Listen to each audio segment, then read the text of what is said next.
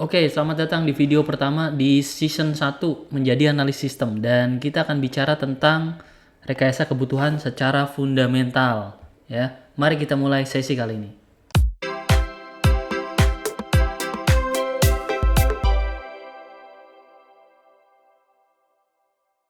Kita berada di era ketika software ada di mana-mana, bahkan mungkin pada saat kamu bangun atau pada saat kamu sebelum tidur kamu membuka software, entah itu sosial media ataupun video players atau video streaming atau bahkan buku berbasis digital. Ya, membuat software sekarang gampang, tapi buat software yang sesuai dengan kebutuhan pengguna atau bermanfaat bagi kebutuhan pengguna itu lain ceritanya.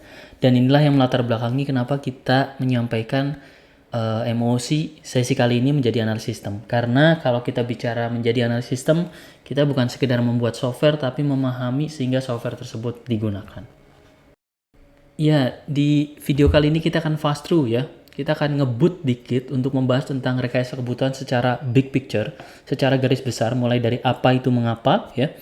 Kemudian apa itu kebutuhan perangkat lunak, apa itu kebutuhan antarmuka UI, apa itu proses menyusun sebuah kebutuhan atau kita sebut dengan rekayasa kebutuhan, bahasa Inggrisnya requirement engineering ya, dan berbagai macam aspek-aspek lainnya. Lalu apa requirement engineering tersebut? Sesuai dengan namanya, requirement engineering ini bukan berarti merekayasa adanya kebutuhan ya, enggak, tapi berusaha untuk memahami suatu kebutuhan berdasarkan pain atau berdasarkan luka dari customer, berdasarkan masalah dari customer, sehingga kita bisa mendeliver sebuah perangkat lunak yang useful ya.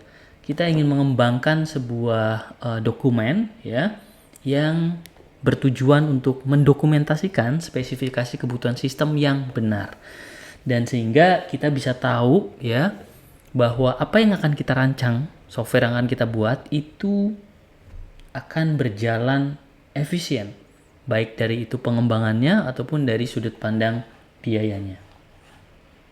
Mari kita lihat 4 tahapan rekayasa kebutuhan atau proses memahami kebutuhan. Yang pertama, kita bicara tentang studi kelayakan atau feasibility study. Secara sederhana ini membahas apakah sebuah software ini layak untuk dikembangkan. Apakah tidak mubazir, apakah tidak membuat lebih kompleks. Aspek seperti ini menjadi tahapan yang pertama. Tahapan yang kedua adalah kalau ini sudah sesuai, kalau ini sudah layak, maka berikutnya adalah kita kumpulkan kebutuhannya. Kita bicara bagaimana kebutuhan tersebut bisa kita peroleh, tentu saja dengan mendengar atau berkomunikasi dengan klien. Kita harus paham apa yang harus mereka butuhkan, kita harus mungkin mengeksplorasi, bukan hanya saja memahami dan juga merumuskan solusi.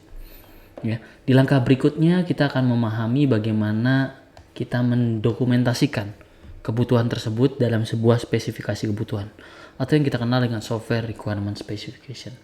Ya, tentu saja ada banyak cara untuk melakukan aktivitas software requirement specification, baik itu menggunakan DFD, menggunakan permodelan, menggunakan kode pseudo, atau menggunakan aspek-aspek teknis seperti dokumentasi dalam Microsoft Word, atau bahkan menggunakan software-software pembantu yang mendukung penyusunan spesifikasi kebutuhan seperti Jira ataupun Azure DevOps. Setelah itu, kita meminta validasi apakah seperti ini yang dibutuhkan. Proses validasi itu menjadi sesuatu yang sangat penting karena untuk mengkonfirmasi kepada customer gitu ya. Apakah software ini sudah sesuai? Apakah spesifikasi software ini sudah sesuai? Apakah sudah lengkap? Apakah kita bisa mendemokannya dalam suatu konsep yang mudah? Apakah terdapat ambiguitas? Hal-hal seperti itu yang harus kita pahami.